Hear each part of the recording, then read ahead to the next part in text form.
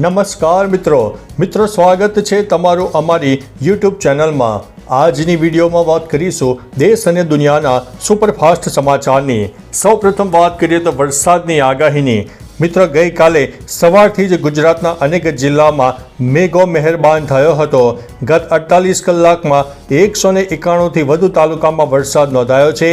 સૌથી વધારે ભાવનગરના મહુવામાં 2.5 ઇંચ વરસાદ ખાબકી ગયો છે। ત્યારે મિત્રો આજે પણ સૌરાષ્ટ્ર, કચ્છ અને દક્ષિણ ગુજરાતના અનેક જિલ્લામાં વરસાદની આગાહી છે।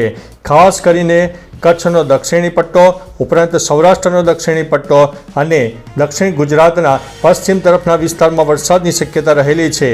ભરૂચ, સુરત, નવસારી, વલસાડ, પોરબંદર, જૂનાગઢ, અમરેલી, ભાવનગર, ગીર સોમનાથ, દાદરા અને નગર હવેલીમાં પણ વરસાદ થઈ શકે તેવી શક્યતા છે।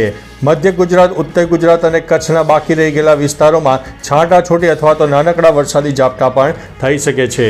મિત્રો અન્ય મહત્વના સમાચારની વાત કરીએ તો પરીક્ષા પર ચર્ચા કરતા લોકો પેપર લીક ઉપર ચૂપ છે તેવું સોનિયા ગાંધીએ જણાવ્યું છે।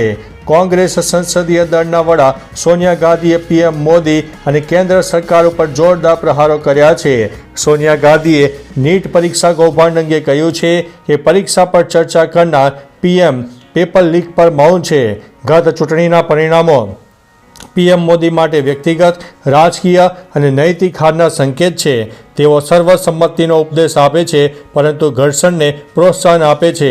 એવું લાગતું નથી કે તેઓ જનાદેશને સમજ્યા છે। મિત્રો અન્ય મહત્વના સમાચારની વાત કરીએ તો વધુ એક કાર ચાલક બેફામ બન્યો છે। યુવકનો લીધો છે ભોગ। ભરૂચના દહેજ બાયપાસ રોડ પર હિટ એન્ડ રનની ઘટના સામે આવી છે। અકસ્માતમાં અજાણ્યા કાર ચાલકે મોપેડને ધક્કા મારીને લઈ જતા 3 યુવાનોને અડફેટે લેતા એકનું મોત નીપજ્યું છે। મોપેડને ધક્કો મારીને લઈ જતી કાર વખતે કાર ચાલકે 3 યુવકોને અડફેટે લીધા હતા। કાર ચાલક અકસ્માત સર્જીને ફરાર થઈ ગયો છે। પોલીસે કાર ચાલકની ધરપકડ કરી છે। ઘટનામાં પ્રતિક સોલંકીનું મોત નીપજ્યું છે। મિત્રો અન્ય મહત્વના સમાચારની વાત કરીએ તો સુરતમાં મોટી દુર્ઘટના ટળી છે। સીડી પ્લેન સાથે અથડાઈ હતી। સુરત એરપોર્ટ પર મોટી દુર્ઘટના ટળી છે। દિલ્હીથી સુરત આવેલી એર ઇન્ડિયા એક્સપ્રેસની ફ્લાઇટ સાથે પેસેન્જરોને ઉતારવામાં વપરાતી સીડીની ટક્કર થઈ હતી, જેના કારણે વિમાનને પાંખના ભાગે નુકસાન થયું હતું। મળતી માહિતી પ્રમાણે દિલ્હીથી સુરત આવેલું વિમાન ત્યાંથી બેંગ્લોર જવાનું હતું। એરપોર્ટ પર ઊભેલા વિમાનની પાંખ સાથે વાહન દ્વારા ટો થઈ રહેલી સીડી અથડાઈ હતી। તે સમયે 46 મુસાફરો પ્લેનમાં હતા। મિત્રો અન્ય મહત્વના સમાચારની વાત કરીએ તો આ છે ભારતનો સૌથી મોંઘો કોમેડિયન એક્ટર। બ્રહ્માનંદમે તેની ફી વધારીને 1 કરોડ રૂપિયા કરી દીધી છે। હવે તે દરેક ફિલ્મ માટે 1 કરોડ રૂપિયા લે છે અને તેણે આ નિર્ણય તેની લોકપ્રિયતા અને હિટ ફિલ્મોને કારણે લીધો છે। 2023ના ડેટા અનુસાર બ્રહ્માનંદમની કુલ સંપત્તિ 490 કરોડ રૂપિયા છે, જ્યારે રજનીકાંતની કુલ સંપત્તિ 430 કરોડ રૂપિયા છે। સૌથી મોંઘા સ્ટાર કહેવાતા પ્રભાસની વાત કરીએ તો તેની કુલ સંપત્તિ 237 કરોડ રૂપિયા છે। મિત્રો અન્ય મહત્વના સમાચારની વાત કરીએ તો શ્રીલંકામાં 60 ભારતીય નાગરિકોની ધરપકડ। શ્રીલંકામાં ઓનલાઈન નાણાં કૌભાંડમાં સામેલ 60 ભારતીય નાગરિકોની ધરપકડ કરવામાં આવી છે। પોલીસે જણાવ્યું છે કે આ લોકોની શ્રીલંકાની રાજધાની કોલંબોના પરા વિસ્તારમાંથી ધરપકડ કરવામાં આવી છે। વિવિધ વિસ્તારમાં દરોડા પાડ્યા હતા, જેમાં 135 મોબાઈલ ફોન અને 57 લેપટોપ જપ્ત કરવામાં આવ્યા છે। અખબાર અનુસાર પેરાડેનિયામાં એક વ્યક્તિ અને તેના પુત્રએ છેતરપિંડી કરનારાઓને મદદ કરનારનું સ્વીકાર્યું છે। મિત્રો અન્ય મહત્વના સમાચારની વાત કરીએ તો ગેરકાયદેસર દવાનું વેચાણ કરનારો ઝડપાયો છે। રાજ્યમાં અનેકવાર ગેરકાયદેસર દવાઓનું વેચાણ કરતા લોકોને પકડવામાં આવે છે। ગાંધીનગરથી ગેરકાયદેસર એલોપેથિક દવા વેચનાર વધુ એક વ્યક્તિ ઝડપાયો છે। ફૂડ એન્ડ ડ્રગ વિભાગે અંકિત પ્રજાપતિ નામના શખ્સને ઝડપી પાડ્યો છે, જેમાં અધિકારીઓએ 6 જેટલી દવાઓના નમૂના લઈને તપાસ હાથ ધરી છે અને સ્થળ પરથી 10 લાખથી કિંમતનો દવાનો જથ્થો પણ જપ્ત કરવામાં આવ્યો છે। આ અગાઉ પણ આરોપી બનાવટી દવાની ફેક્ટરી કૌભાંડમાં પકડાયો હતો। મિત્રો અન્ય મહત્વના સમાચારની વાત કરીએ તો સુરતની બહેનોએ અમેરિકાનો સૌથી ઊંચો પર્વત શેર કર્યો છે।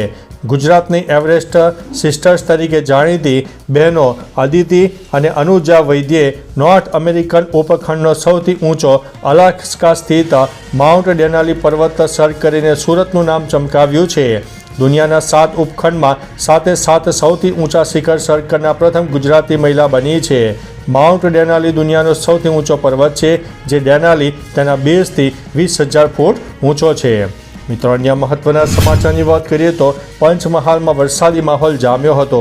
ગોધરા શહેર અને ગ્રામ્ય વિસ્તારમાં સતત બીજા દિવસે ધોધમાર વરસાદ વરસ્યો હતો.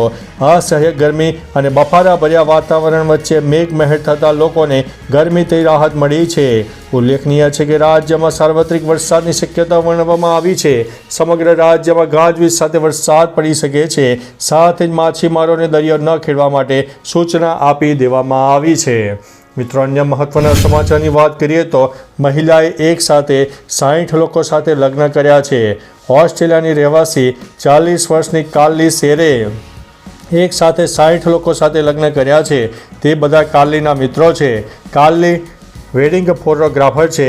તેને લગ્નની વર્તમાન વ્યવસ્થા પસંદ ન આવી. જ્યારે તેનો લગ્ન કરવાનો વારો આવ્યો ત્યારે તેણે તેના તમામ શ્રેષ્ઠ મિત્રો એટલે કે પુરુષ અને સ્ત્રી બંને સાથે લગ્ન કર્યા. કાર્લી કહે છે કે શા માટે એક માણસના નામે જીવન જીવવું, તે વધુ લોકો માટે જીવવા માગે છે.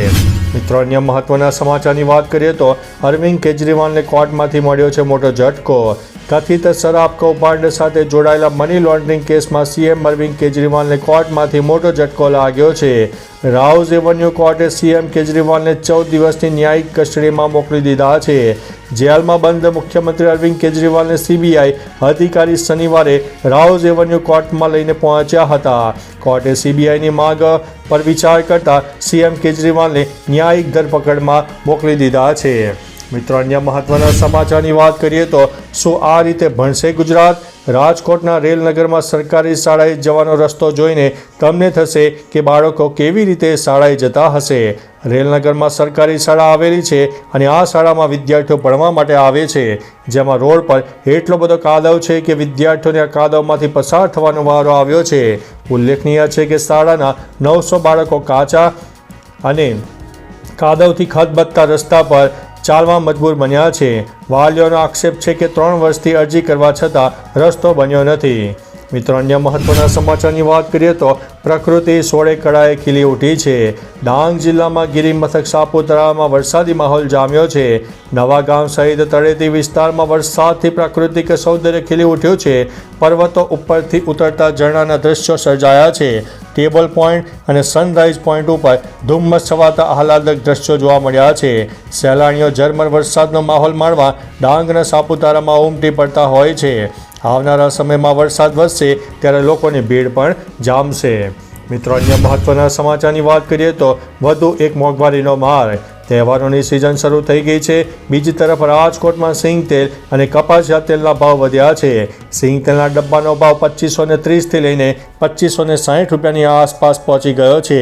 કપાસિયા તેલના ડબ્બાનો ભાવ 1660થી 1690 રૂપિયાની આસપાસ પહોંચ્યો છે. પામ ઓઇલનો ડબ્બો પણ મોંઘો થયો છે.